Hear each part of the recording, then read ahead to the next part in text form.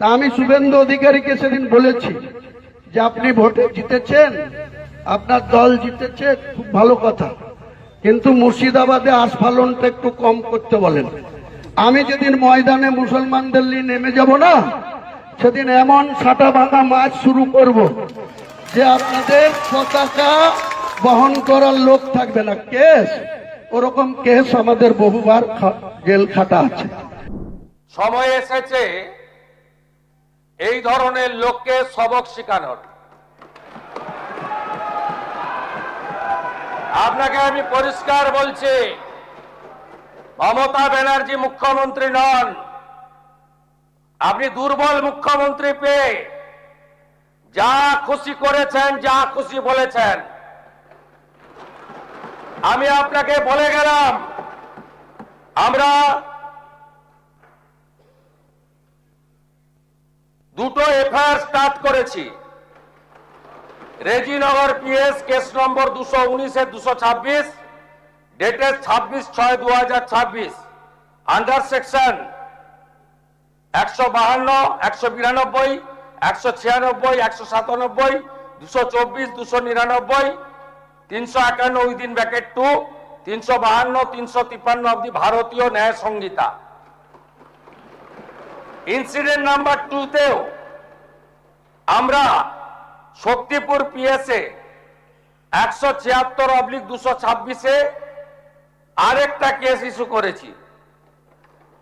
সেই কেসেও আমরা ভারতীয় ন্যায় সংহিতার সমস্ত সেকশন লাগিয়েছি।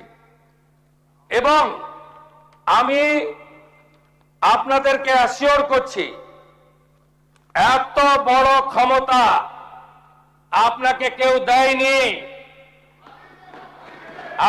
আপনি মুখে যেগুলো বলেছেন, আপনাকে আমি বলে গেলাম, আপনি কেন করছেন আমি জানি। আপনি কেন করছেন রাজনৈতিক কারণটা আমি জানি। আপনার এজেন্ডা 2 ছিল। 1 এজেন্ডা, ভরতপুর, রেজিনগর, নওদায় সব নির্বাচিত পঞ্চায়েত যে দলেরই হোক ভেঙে আপনার পার্টিতে নিয়ে যাওয়া। আপনি সেটা করতে পারছেন না।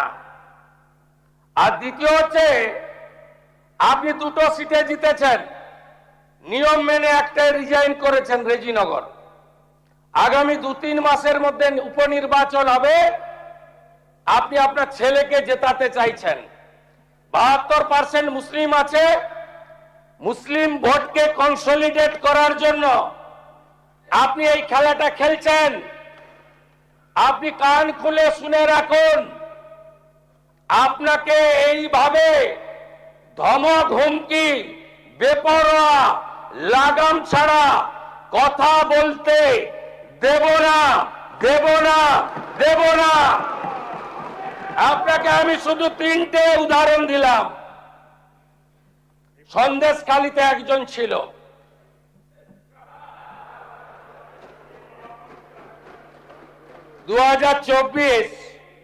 পয়লা জানুয়ারি বলেছিল তৎকালীন বিরোধী দলনেতা এলে তার হাত কেটে পায়ে, পা কেটে হাতে লাগাবে আর চামড়া ছাড়িয়ে মেদিনীপুরে পাঠিয়ে দেবে।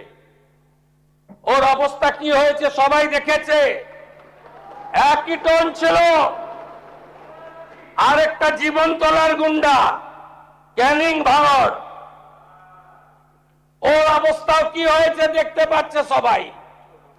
আরেকটা পুষ্পা ঝুঁকে গায়ে নেই, এমন ঝোঁকা ঝুঁকেছে, খালি পায়ে, ছোট প্যান্ট পরে, কান ধরে উঠবস করতে করতে যাচ্ছে। আপনাকে আমি বলে গেলাম, পুলিশ তার ব্যবস্থা নেবে। আর আমি 1 সপ্তাহ পরে মুর্শিদাবাদে যাচ্ছি। আমি প্রমাণ করে দেব ভারতবর্ষের সংবিধান, আইন শেষ কথা বলে, কোন বাপের আবাদ শেষ কথা বলে না।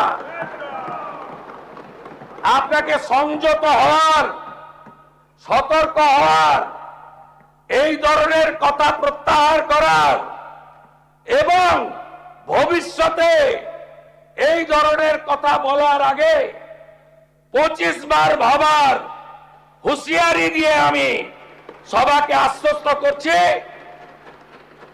আপনারা ভাবছেন কেস হয়েছে, অ্যাকশন কবে হবে? যারা ওকে ডেকেছিল এই সভাতে তাদেরকে আগে তুলব, তারপরে আপনার কাছে যাব।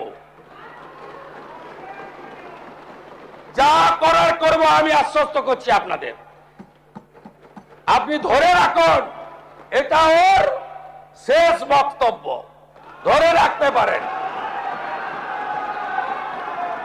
এ সরকার আইনের শাসন প্রতিষ্ঠা করবে, গুন্ডাদের শাসন সমাপ্ত করবে, নিশ্চিন্ত থাকুন। সবাই ভালো থাকবেন, ধন্যবাদ।